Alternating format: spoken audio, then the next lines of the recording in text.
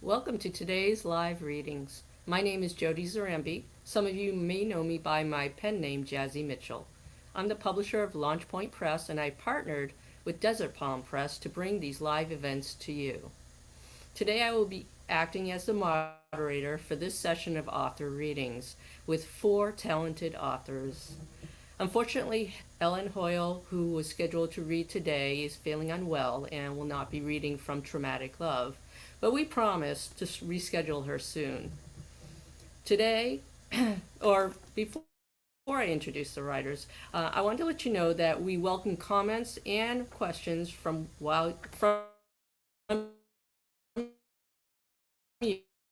you while you're watching this video live. You can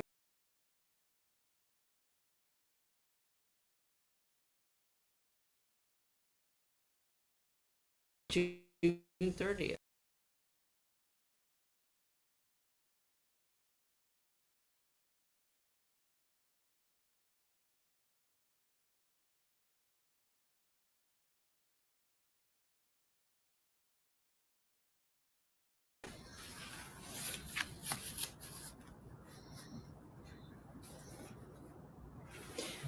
Well, I see myself, but I didn't hear anything that Jody said, so I don't know if I had an introduction.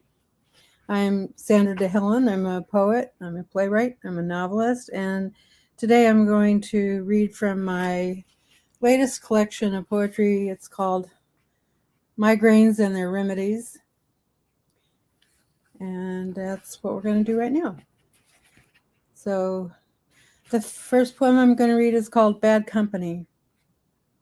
Every July, since 1999, I get company on the 1st of July. It stays all month.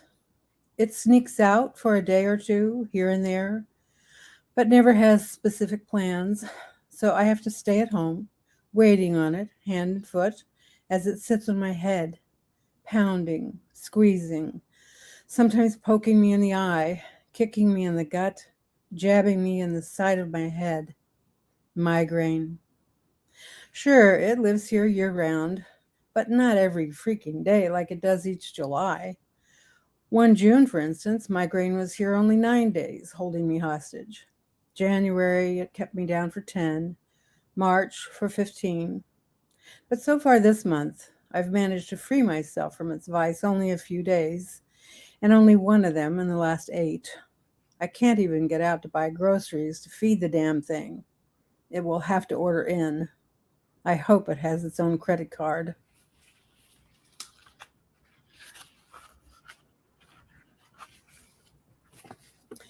This one is called Migraine Again.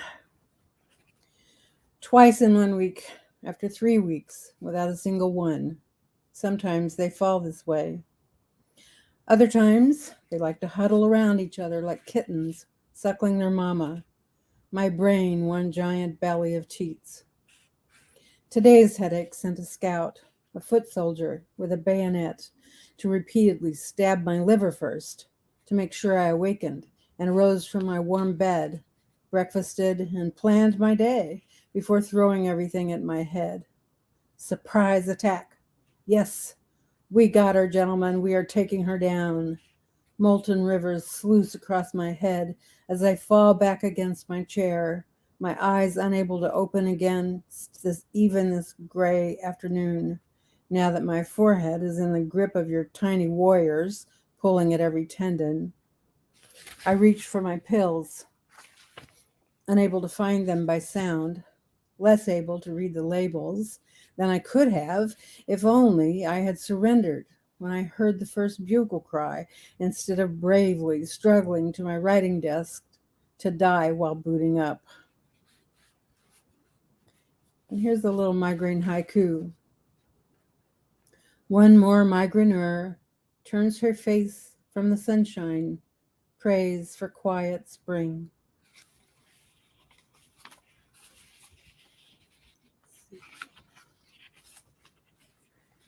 This is called The Spiral Staircase. Unending halls of darkness, filled with thumping and shrieking. All exits are barred. A staircase leads nowhere I wish to go. It spirals up to blinding light or down to unspeakable torture. I hear a thumping so loud it fills my ears and tries to bore itself through the center of my forehead. The shrill winds rush within my veins. In this castle for the dark nights of the realm, there is no escape. We fight the dragon, but we will never slay her. I throw myself against the wall like an espaliered pear tree, my head shrinking from the sharpened knives of the second day of migraine.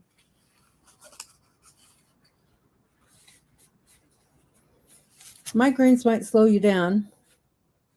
People say, I can't believe how productive you are. I can't believe you get so much done even when you have migraines. How do you do it all? Where do you find the time? You know the adage, if you do what you love, you'll never work a day in your life. I worked all my life at day jobs in order to have a pension to allow me to work full time at what I was already doing part time. Now I produce more than ever. The minute I began to write full time, turned my attention to my own work, my life became my own. Why would I shirk what I love? Migraines slow me down a lot. They haven't stopped me. And finally, the worst. The worst part of having a migraine is not the pain, not the light sensitivity, not the way everything sounds too loud. The worst part of having a migraine is not that you can't sleep or think or concentrate. It isn't that you can't read or watch television or listen to the radio or stand your neighbors. It isn't even that you don't feel like making your bed, getting dressed, having a shower. Nor is it that you wish your cat would get its own dinner, scoop its own box, do nothing but provide comfort. No. The worst thing about having a migraine is everyone has a cure, and they will share it with you, whether or not you want to hear it. So, this book is called Migraines and Their Remedies because every poem in here has an accompanying remedy for migraine. Thank you. Oh, that was great, Sandra. Thank you so much for reading from your book that was just released at the end of June. So, congratulations for that. And again, in case anyone didn't hear the name of it, that's Migraines and Their Remedies. And I love that you use some humor with it and you kind of talk back at migraines and tell them you're not going to go unwillingly and just stop your life because of it. So, thank you so much for reading from that today. Thank you. I appreciate it. Sure thing. Next up, we're going to hear from Desert Palm Press author Rae Magdon. She'll be reading from The Blood Bride, which just came out August 1st. Hi, Rae. Hi there.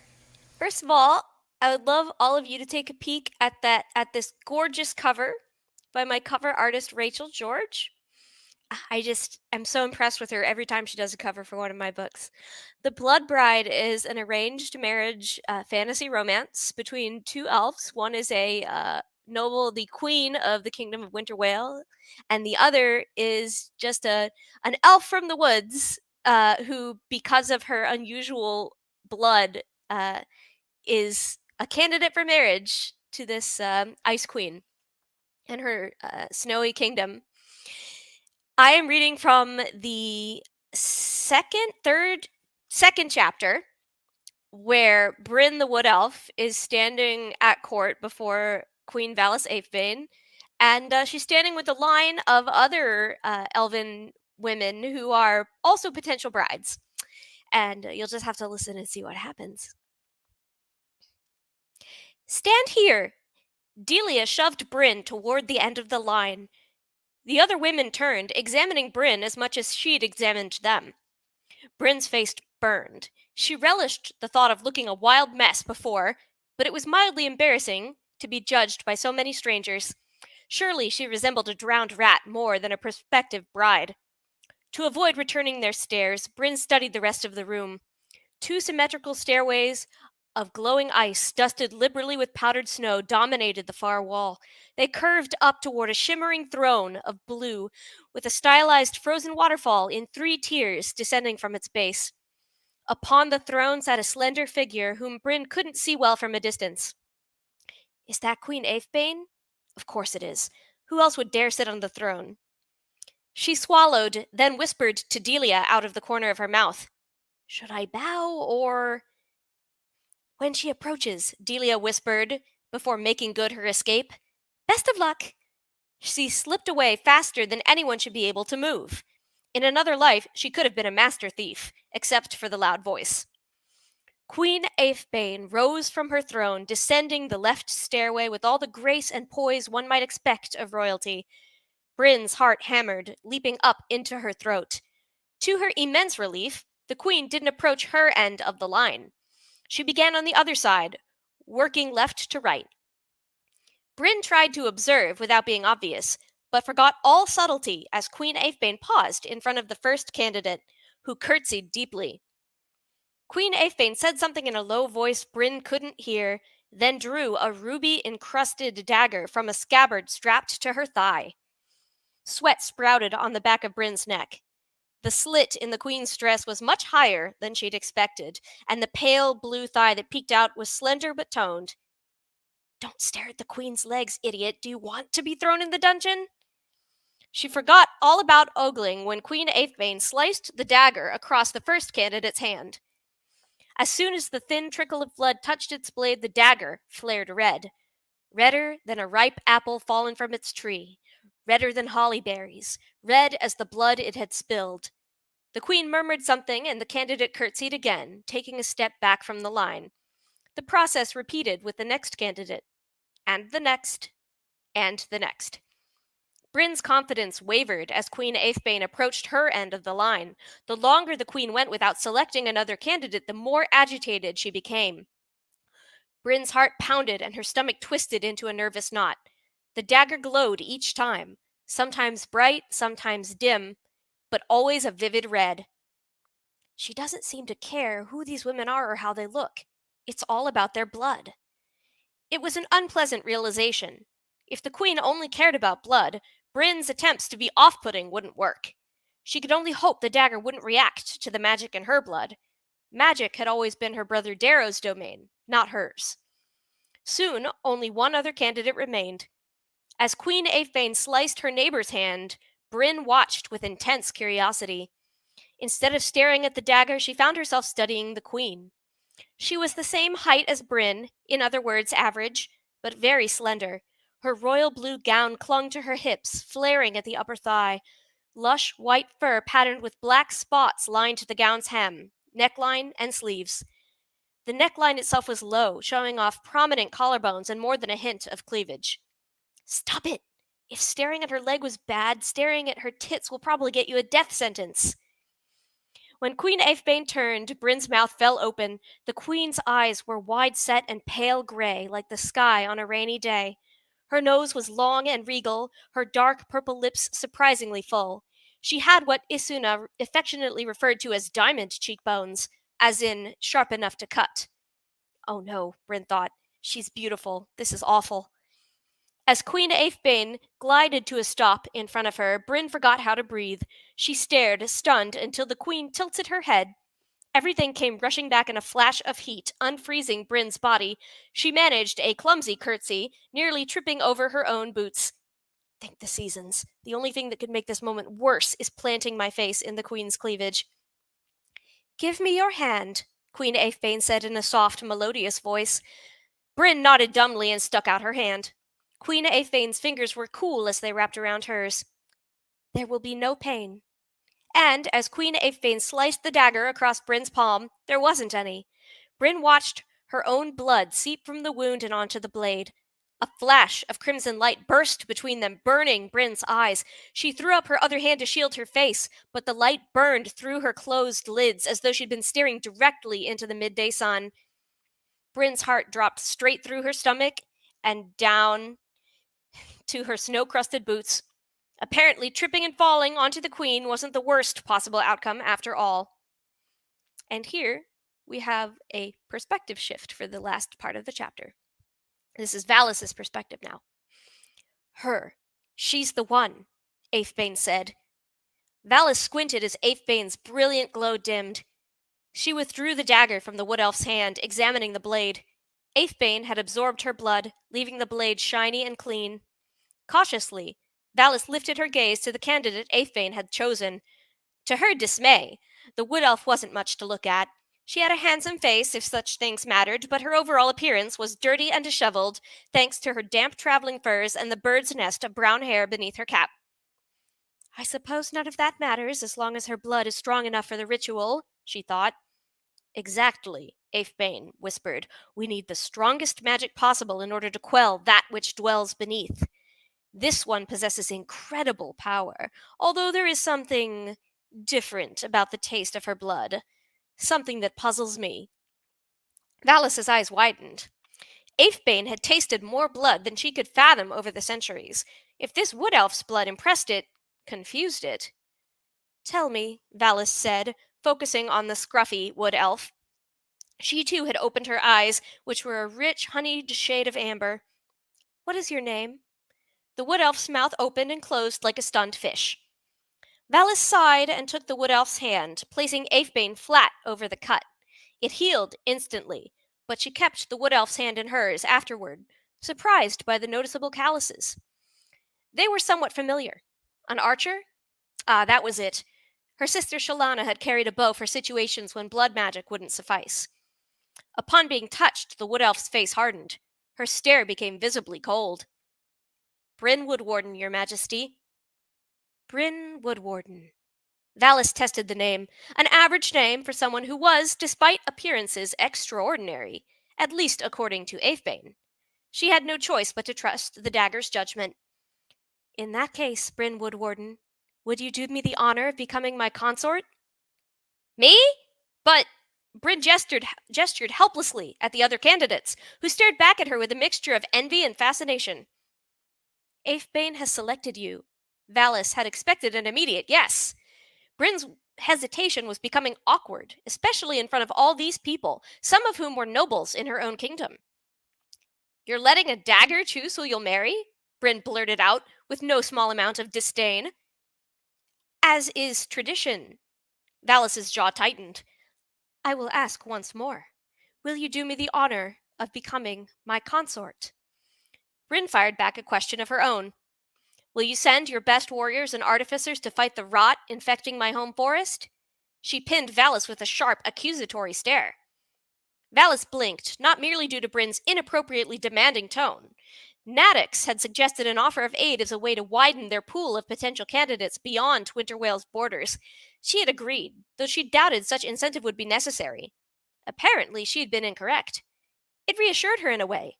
That meant their marriage would be a simple transaction. Better to marry someone with clear expectations rather than a scheming social climber who happened to possess powerful blood. Yes, she told Bryn.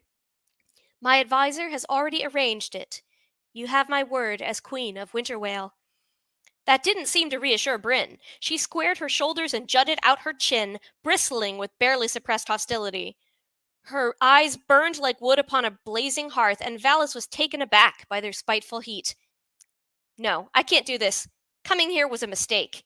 Bryn turned and left without another word. Her heavy boots squeaked across the floor as she rushed out of the throne room.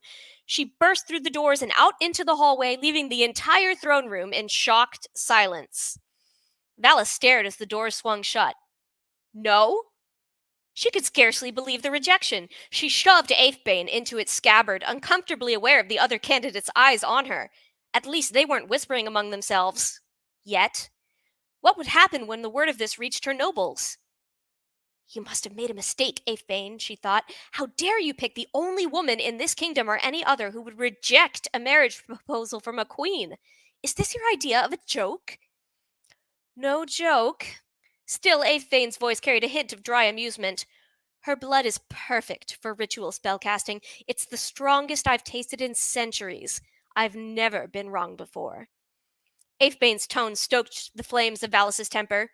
Enough! I will not stand for this humiliation. Select another candidate or keep your silence. No other even comes close, Your Majesty, Aethbane said. The only way you will avoid humiliation is to convince this Bryn Woodwarden to marry you. So, how are you at courting, Your Majesty? Valis balled her hands. Delia! She snapped.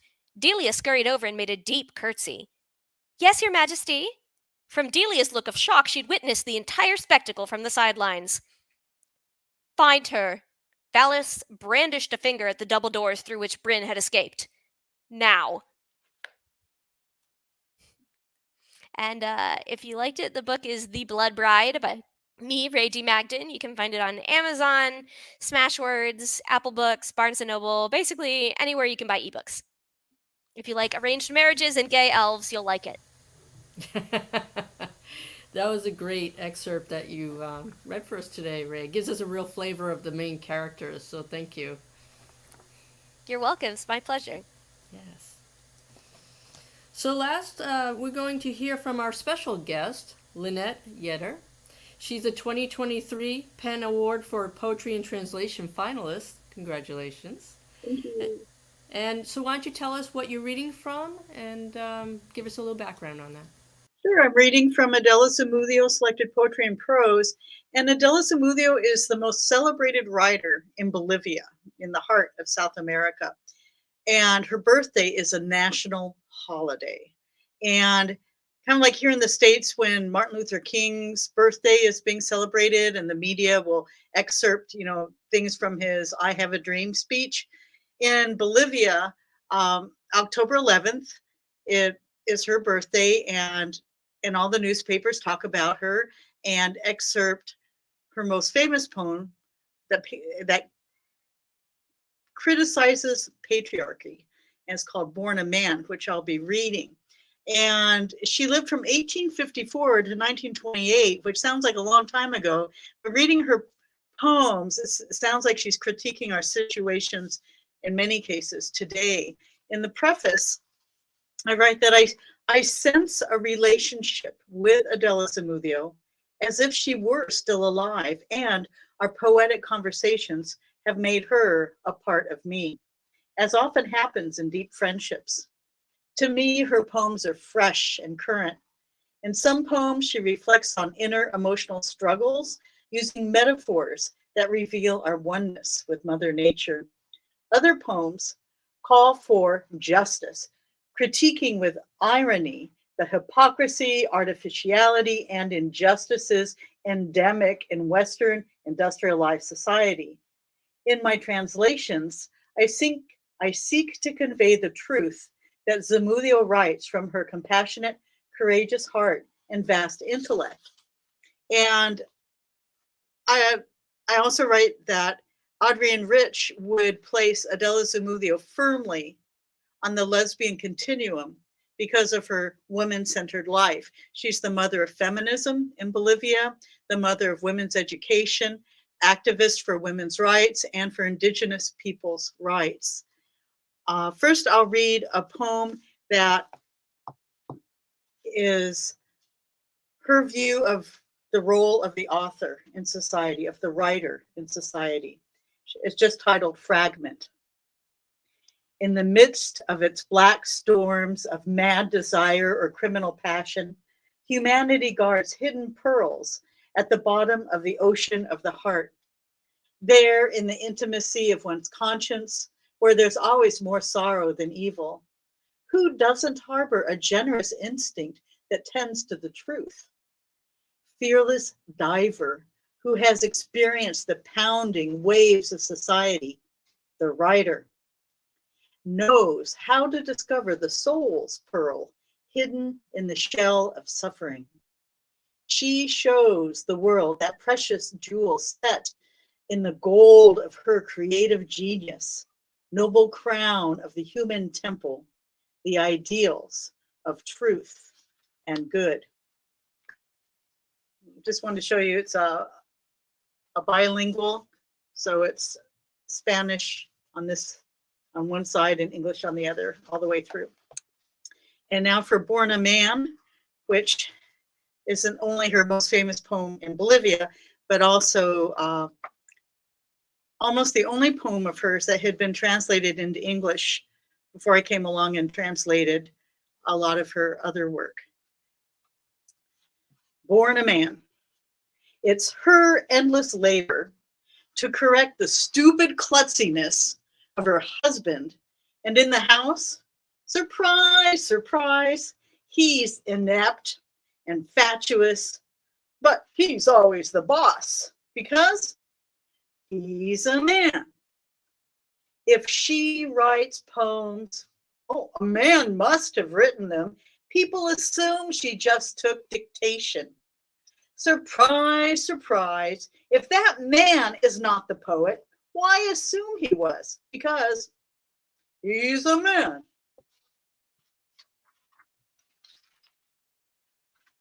A wise and compassionate woman can't vote in elections, but the most narcissistic, sociopathic man can.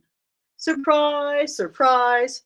If he can just sign his name, even an idiot can vote because he's a man.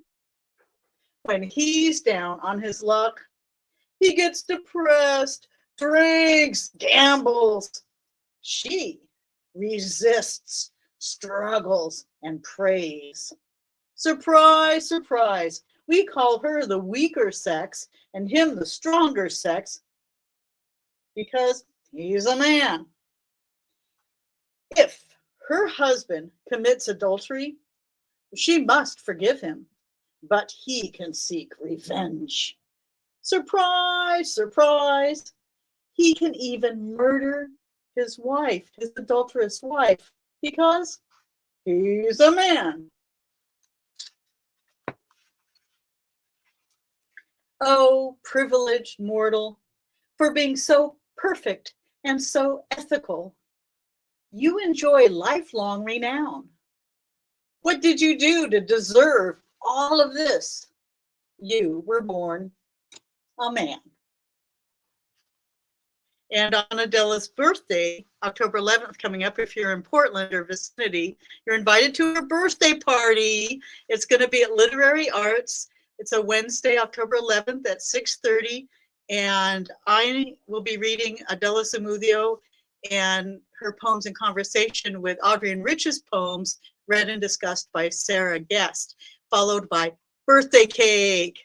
So maybe we'll see you there at Literary Arts. And I am so happy to be here today with these wonderful authors and Desert Palm Press and Launch Point Press.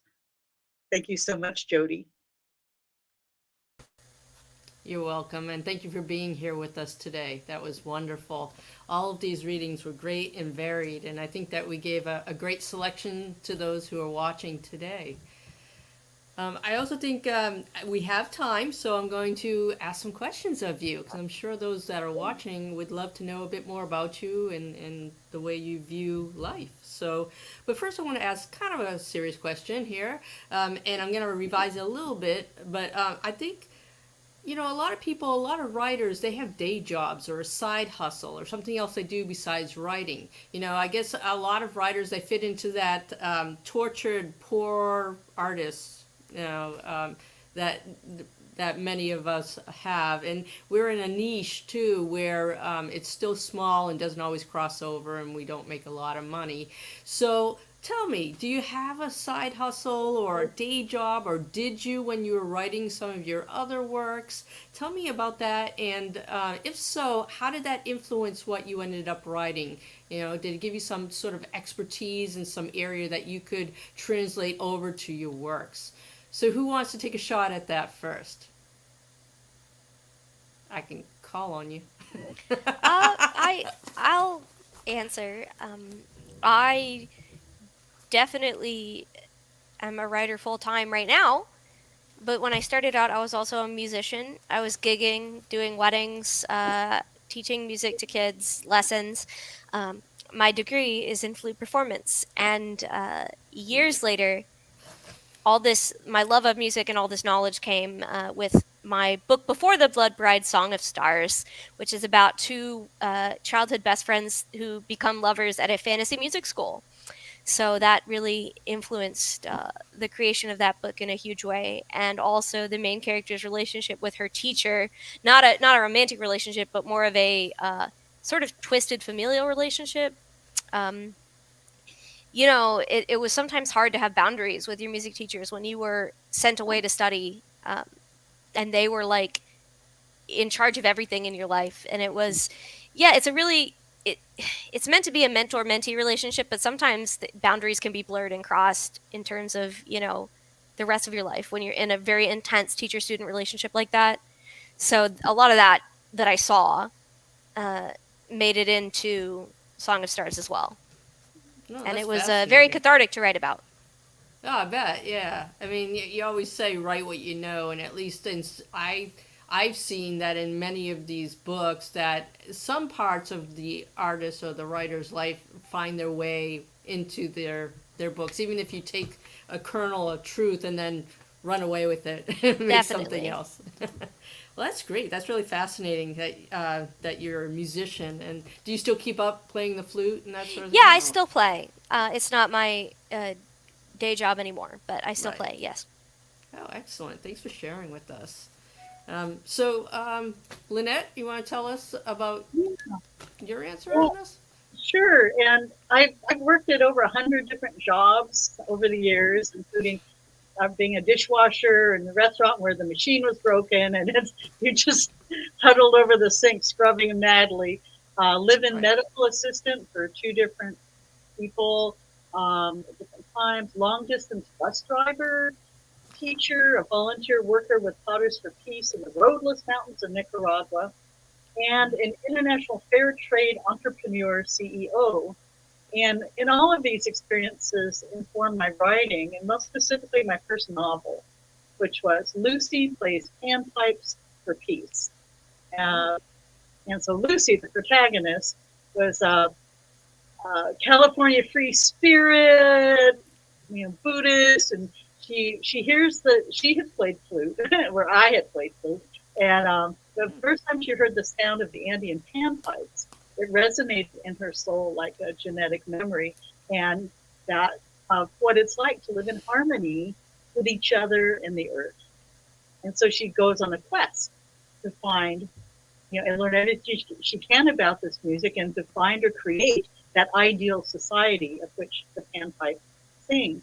So after learning to play at a professional level, getting fluent in Spanish and studying Quechua, the language of the Inca, she goes to Peru and Bolivia, plays panpipes with indigenous people in ceremonies and festivals, chews the sacred coca leaf, and encounters U.S.-supported human rights abuses that lead to a life or death decision.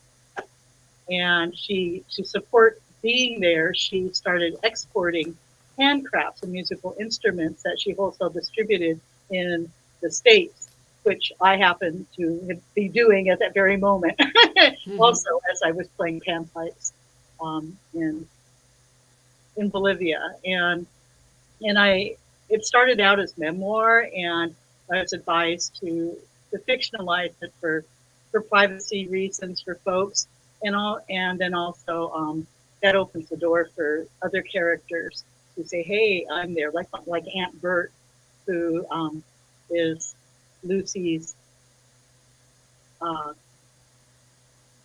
90-something-year-old lesbian aunt in Venice, California. And we taught her how to rebuild the carburetor on her car when she was 16, and just all kinds of things. So yeah, everything influences the writing, especially that. That's what's most obvious. That's awesome. It sounds like you used a lot of your experiences to help you, and that you funneled some of those experiences into your works, which is really wonderful.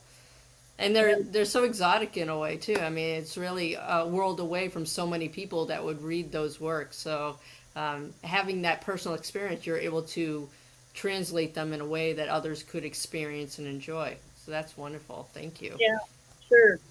Yeah, Sandra. Yeah. So I've been retired for a while, but one of the places that I used to work was for an insurance company.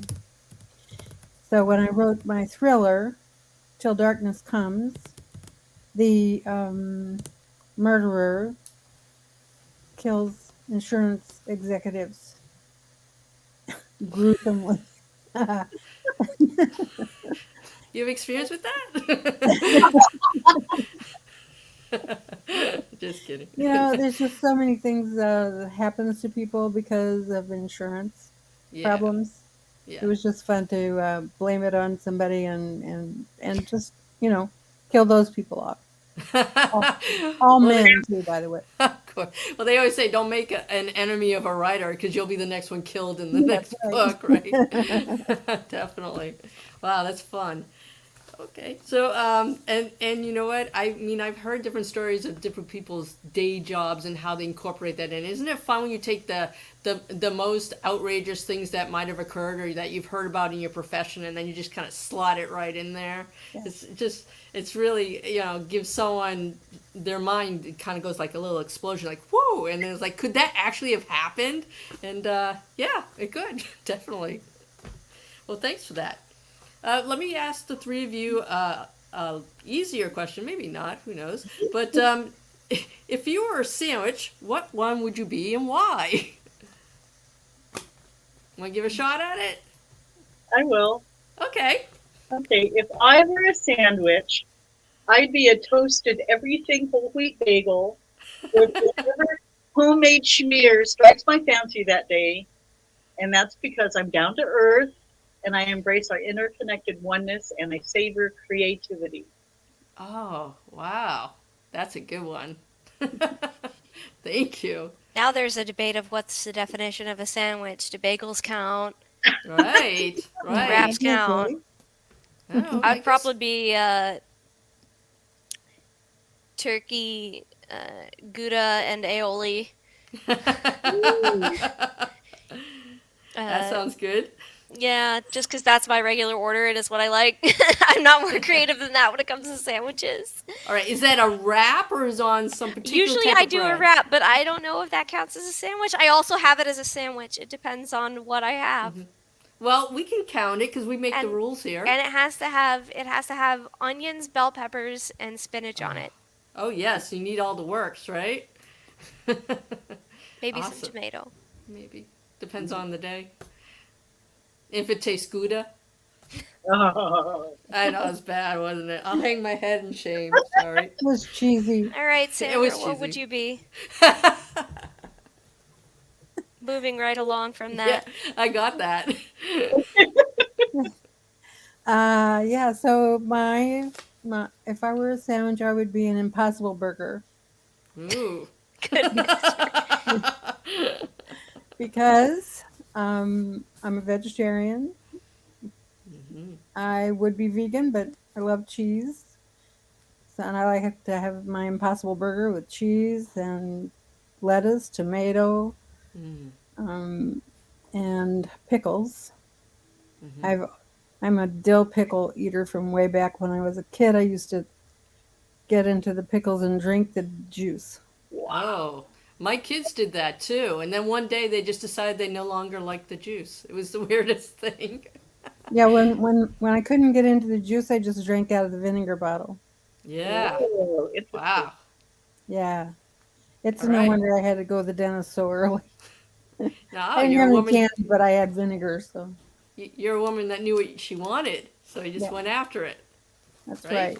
That's A right. baby woman. We all grow up someday, but Yeah. I keep telling my children not to be in a rush because adulthood can be harder. Right now, they Nah, it have their sucks. challenges, but Stay a yeah, kid. stay a kid. That's what I say to them. You don't have the responsibilities. But okay, I have one more question for all of you actually, and that is something I'm sure the people watching want to know, which is, what are you working on now? What's going on? Are you working on another work? On what kind of work is it? Is it poetry? Is it prose? Give me some information. Who wants to start? Right? Yeah. Well, I'm working on a romantic suspense thriller.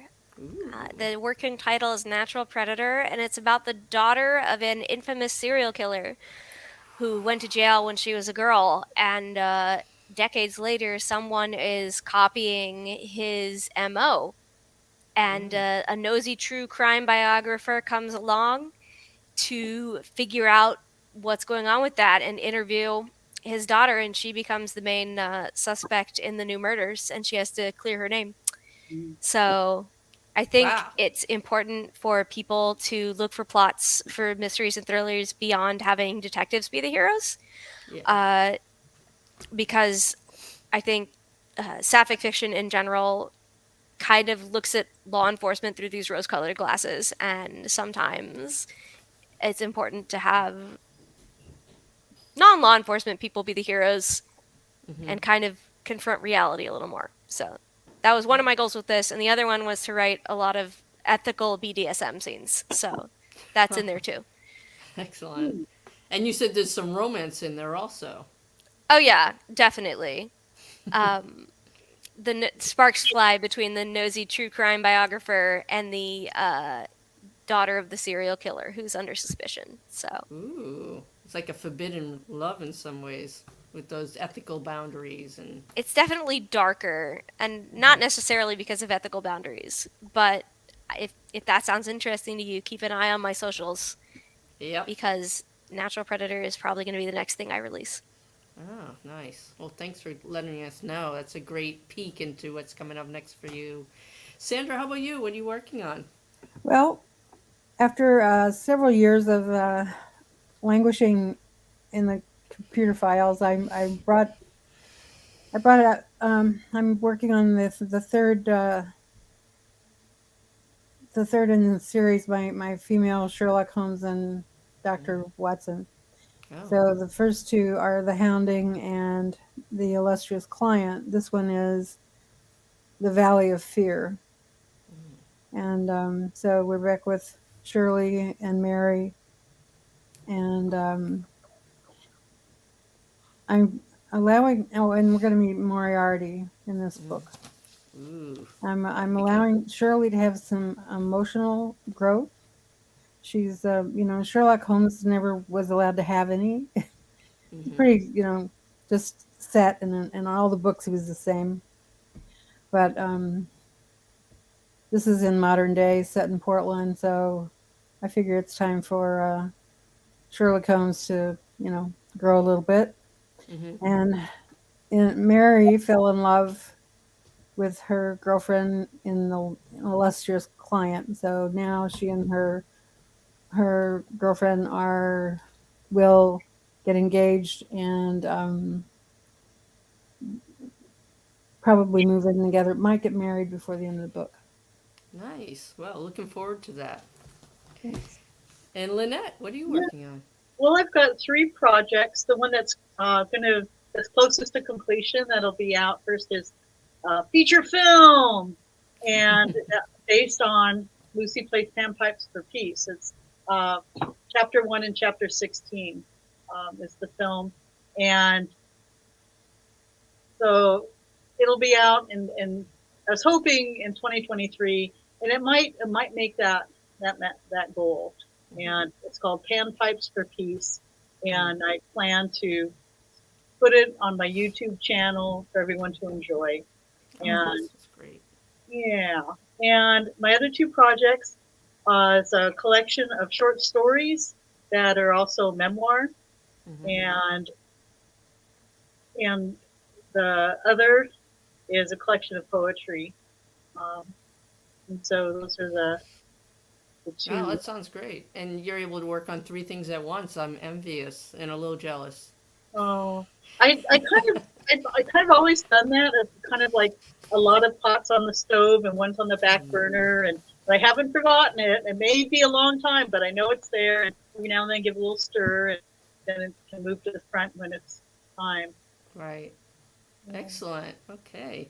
Well, our time's just about up, but thank you for sharing your works with me today and with those who are watching, of course. I really hope those who are watching will check all of you out, check out your works, since you did such a wonderful job, and keep an eye on what's coming up next for all of you. Our next live stream will be Thursday, October 19th, and I'll be interviewing two authors. We'll have more information on that on social media, or you could check it out at my website, launchpointpress.com, and of course, desertpalmpress.com. Also, take a look at. So, until then, thank you for watching, and have a great day.